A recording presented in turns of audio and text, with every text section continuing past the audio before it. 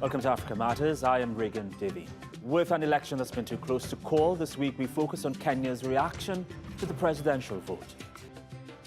The US joins the list of superpowers trying to woo the African continent.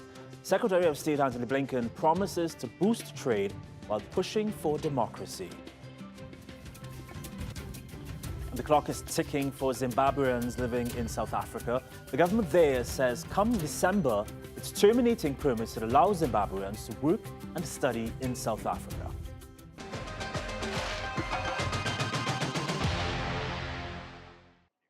Well, the race for Kenya's presidency is a close contest between the former Prime Minister Raila Odinga and the Deputy President William Ruto. The winner needs more than 50% of the votes and to get at least a quarter of ballots in 24 of the country's 47 counties. Failing that, there'll be a runoff within 30 days. Well, Raila Odinga is a veteran politician and it's his fifth attempt at the presidency. But this time he's backed by his former rival and incumbent President Uhuru Kenyatta. In 2008, Odinga served a 5-year term as Prime Minister in a unity government that was created after the worst post-election violence in Kenya's history. He's promised to grow the economy by boosting investments, give a monthly $50 stipend to 2 million people, and fight corruption. William Ruto has been serving as deputy president since 2013, but he fell out with the outgoing president, Uhuru Kenyatta. Ruto has cast himself as a champion for ordinary Kenyans struggling to make ends meet. He's pledged to invest $4.2 billion in agriculture, create jobs in the informal sector, and fix the economy. Public expectations are high. Africa Matters' Adeshwa Josh has been in Nairobi over the past week. She tells us what voters think the new president should prioritize once he takes office. Kenyans are looking forward to welcoming their new leaders at a time when the country faces several challenges. The polls happened in the middle of an economic crisis. The country is struggling with a 5-year high inflation of 8.3%, a high youth unemployment rate, and the worst drought in 4 decades. The new president will be held accountable by an electorate full of expectations and hope for the future. The next president of this country is first to prioritize on the economy because many Kenyans are suffering, jobs are not there. Even those who have money, the money is not enough to cater for the needs, like for the basic requirements as a person. I think the president should also focus on the 2/3 gender rule that has been very tough to achieve, given that you've seen even the judiciary tried to find a way to have the National Assembly implement it, but it has not been successful. So the next president should make sure the 2/3 gender rule is achieved. In my view, I think the next president needs to focus on the public debt. It's quite a number, it's quite a huge thing, and also look at how to really seal corruption loopholes. Kenyan problem is never about positions or who holds them, but about how effective that person who holds that position works. Kenyans, especially the youth who voted in this election, will be looking forward to seeing the changes they had hoped for and the implementation of all the promises made on the campaign trail. Well, let's speak with Patrick Gathara, a strategic communications consultant, and he joins me from Kenya's capital, Nairobi. Hi, Patrick. It's good seeing you. Thank you for being on the program. Firstly, let's start with the people here. Does a change in president affect daily lives of Kenyans, you think? And if so, how? Well, it is questionable whether it does actually affect the real change. I think in many cases, whoever comes in is, might have some policies that he'll bring in, but probably it would have effects on a macro level, not really on everyday living. If we look at standards of living, while they've been rising, there haven't been like huge spikes that depend on who's president or not. So to a large extent, it's very much a continuity throughout rather than big shifts that the presidents bring in. What do you think a Raila presidency means for Kenya and the region? And what happens if he does not become president? Well, a Raila presidency, in essence, I think means continuity throughout the region. I think it will. He's been supported by the incumbent president or the outgoing president, President Kenyatta, and he said that pretty much is going to continue with the policies that Kenyatta has had. So I think, and also you've got to remember that Raila has been sort of a high-level appointee of the AU. So he has contacts around the region. He knows the place. He's been involved in movements across for both independence and democracy across the region. So he's a well-known entity. So I expect much more continuity with him as president, and I don't think there'll be huge changes in our posture. Patrick, what do you think a Ruto presidency means for Kenya and the region, and what happens if Ruto loses the election? Well, a Ruto presidency does bring questions about whether we, for Kenya especially, whether we will go full on onto a fight against corruption. He has been implicated in very many corruption scams. As your listeners may know, he's been indicted by the International Criminal Court for crimes against humanity. A case that was dropped, but he wasn't really acquitted. It was dropped because witnesses started disappearing or were afraid to speak after he became deputy president in 2013. So I think there's still a huge cloud that hangs over him. I think with him as president, many people are going to be asking whether or not, and there's going to be a focus, I think, on the question of corruption and whether he's going to do anything to actually go plug the loopholes that allow so much money to escape. I think if Ruto were to lose the election, or a Ruto loss of the election, is pretty much open season, I suppose you'd say, for him. Both coalitions had spoken in the campaign period about the fight against corruption. And it's actually going to be, given that they made a big deal, Raila Odinga's campaign made a big deal about Ruto's links to corruption. I think the question would be whether they will then go after him. When he's not in power. Patrick Gathara in Nairobi, thank you. Appreciate it. Thanks a lot for having me. The US Secretary of State has concluded his three-country African tour with a visit to Rwanda. Antony Blinken's trip came within weeks of similar visits by the French president and Russia's foreign minister.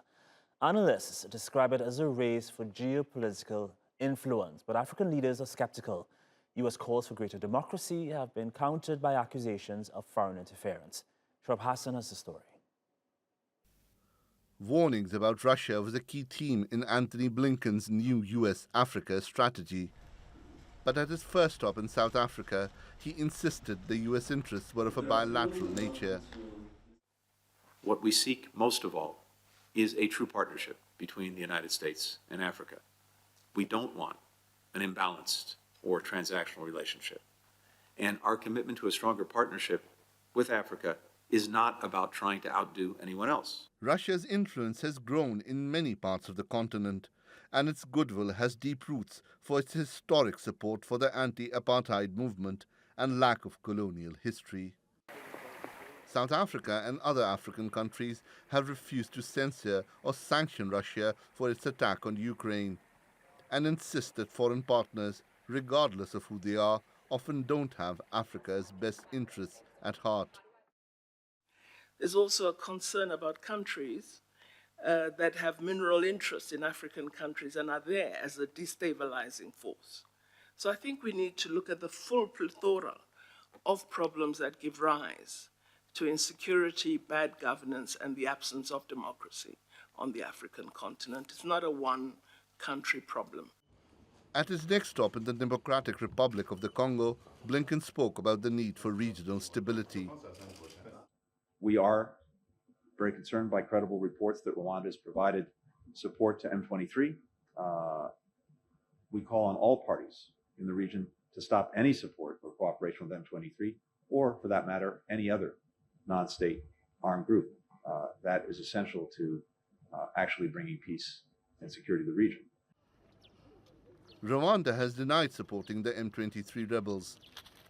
The presence of the FDLR and the close collaboration with the army of the DRC has always been the most significant cause of insecurity.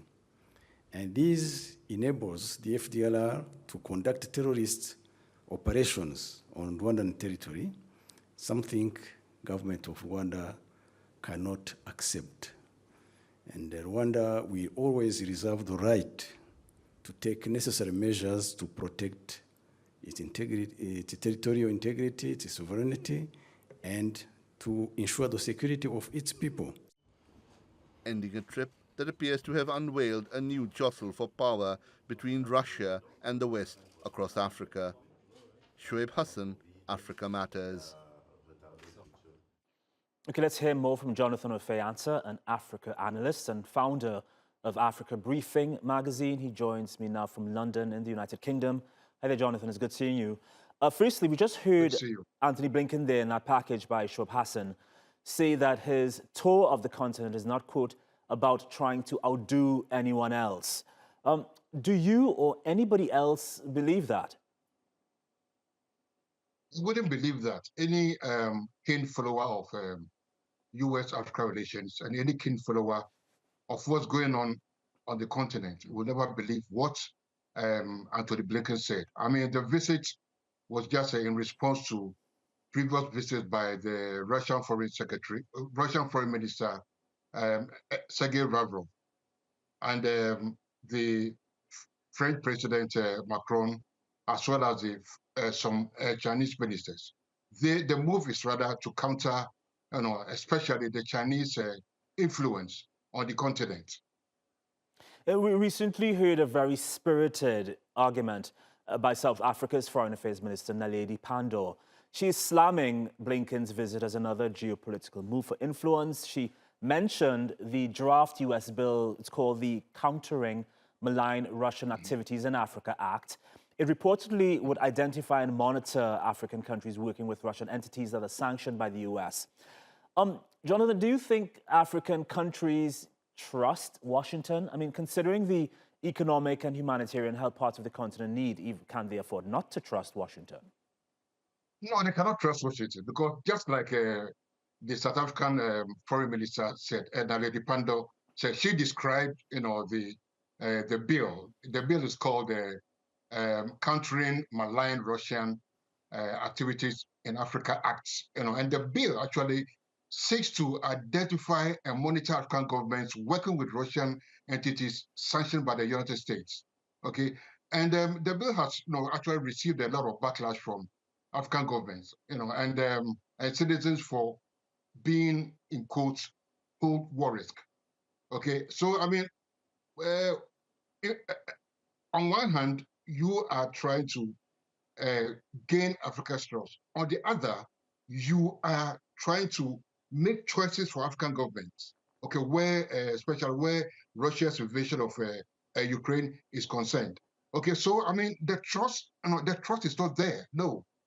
Meanwhile, I think some African countries might trust Russia a bit more. I mean, Russia's presence on the African continent is not new. Moscow has provided diplomatic and military support to countries like Congo, Somalia, and Ethiopia in the past.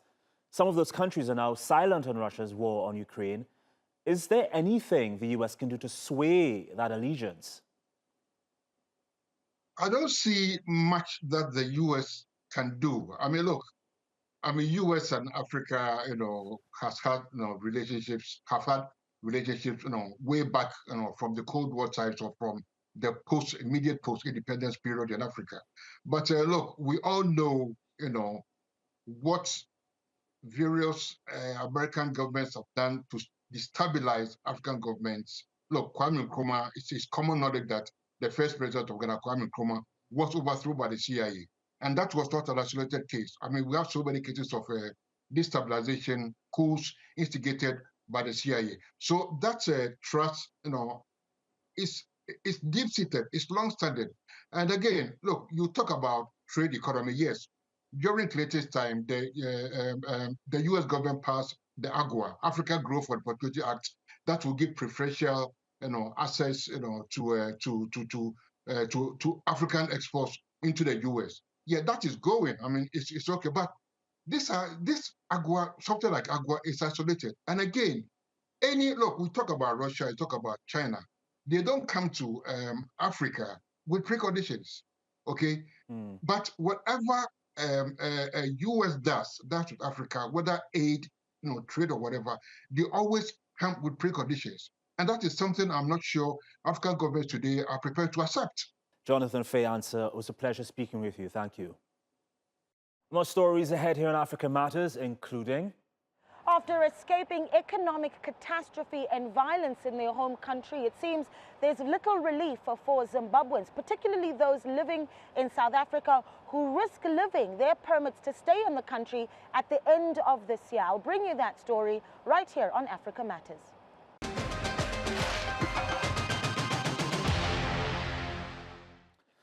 Frozen bank accounts, no access to basic services, and possible deportation. That's a reality that awaits more than 178,000 Zimbabweans living in South Africa at the end of this year. Well, for the past 12 years, Zimbabweans have been allowed to legally work and study in their neighboring country once they had an exemption permit. But last November, South Africa made a sudden U-turn. Naledi Molea reports from Johannesburg. It has been a long day for Kanyisiwe Moyo. During the day, she is a domestic worker in Johannesburg, taking home about $21 a day. When night falls, she cooks and sells food on the streets of the inner city Hillbrow neighborhood. She has lived in South Africa since she fled her country of Zimbabwe due to violence and extreme poverty in the lead-up to the 2008 elections. I left Zim because of economic challenges. That's why I came here to South Africa for better opportunities. She is one of 250,000 people who came forward to accept the Zimbabwean exemption permit in 2009. It was introduced by the South African government to allow Zimbabweans in the country to live, work and study regardless of their immigration status. The day I got ZEP, I was happy because I know that I'm now legal.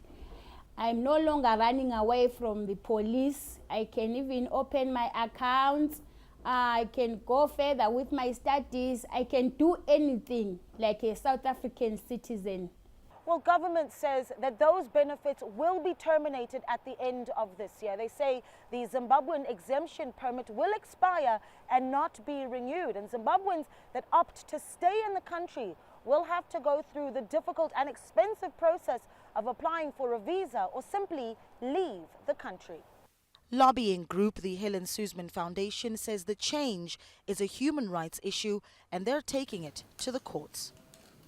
The decision made by the minister is unlawful in that it hasn't complied with the basic requirements of procedural fairness. So in making that decision, there has been no consultation with the stakeholders and principally Zimbabwean exemption permit holders. Meanwhile, permit holders like Moyo are pleading for some reprieve.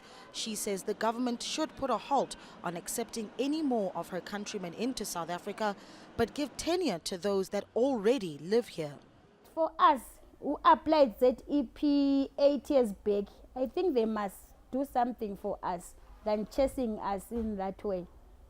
Because already we have got a living, we have got jobs here. I can't go to Zim and start working there. Where? My life is here. I have established many things here. I've got a living here. So for me to go back to Zim, it's not easy. Meanwhile, government is digging in its heels as it plans to oppose applications in court from both the Helen Suzman Foundation and the Zimbabwean Immigration Federation to stop the process from going ahead. Naledi Molea, Africa Matters, Johannesburg. You're watching Africa Matters. Here's a roundup of the stories making news across the continent. Mali's army says at least 42 soldiers have been killed and 22 others were injured by a suspected Daesh-affiliated group near Tessit. The town is in a strategic border region between Mali, Burkina Faso and Niger. Mali has been battling armed groups linked to Al-Qaeda and Daesh, which have been targeting military bases and civilians. A nationwide curfew has been imposed in Sierra Leone after several people were killed during anti-government protests in the capital Freetown. Authorities have also cut almost all internet access during the demonstrations. People have been calling for the resignation of President Julius Maada Bio. Sierra Leone is struggling with rising inflation and a fuel crisis. More than half the population, around 8 million, was already living below the poverty line. Chad's transitional authorities and rebel groups have signed a deal to launch national peace talks this month. The interim military government, along with more than 40 rebel groups, signed the Carter-Brookett Pact after months of negotiations. But the main faction, the Front for Change and Concord in Chad, or FACT, has refused to take part. The aim of the talks is to agree on the rules for a presidential election that transitional military leader Mohamed Idris Deby promised by October. The Horniman Museum in London has agreed to return 72 artifacts, including looted Benin bronzes. The Nigerian government had been advocating for the return as they were stolen from Benin City in southern Nigeria by the British military in 1897. About 10,000 objects looted during the raid on Benin are held in 165 museums and many private collections across the globe.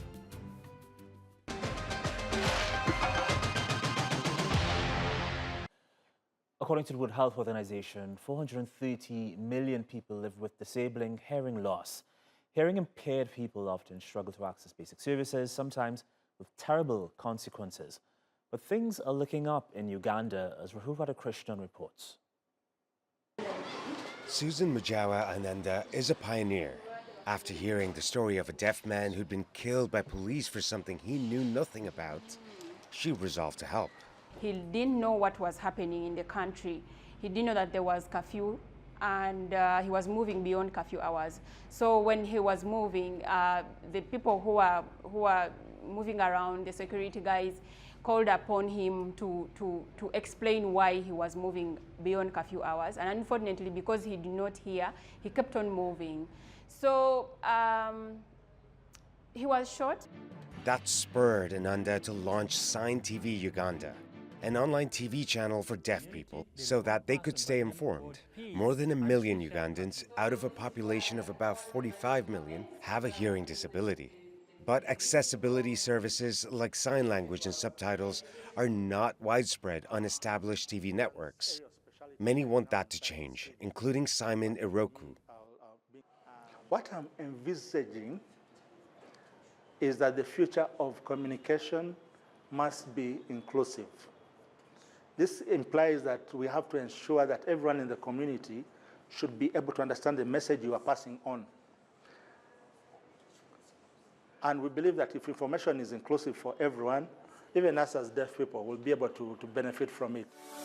Hello, everyone. Sign TV Uganda operates from a studio in Kampala with 8 staff, including 4 hearing-impaired anchors. It produces a weekly news roundup which airs each Saturday. The viewership is growing steadily, with each report being viewed as many as 800 times so far. But the channel's founder is aiming for more. So we want to have sports, we want to have talk shows, we want to have news, daily news, where we can have stories that impact, that inform the deaf persons what is happening in the country daily. By recognizing a need in her community and helping to address it, Ananda is opening up a world of information to a long unheard segment of society. Rahul Radhakrishnan, Africa Matters. This week we head to West Africa and explore Agadez in central Niger. The gateway to the Sahara Desert forms a major center for trans-Saharan cultural exchanges. The historic town is a designated UNESCO World Heritage Site.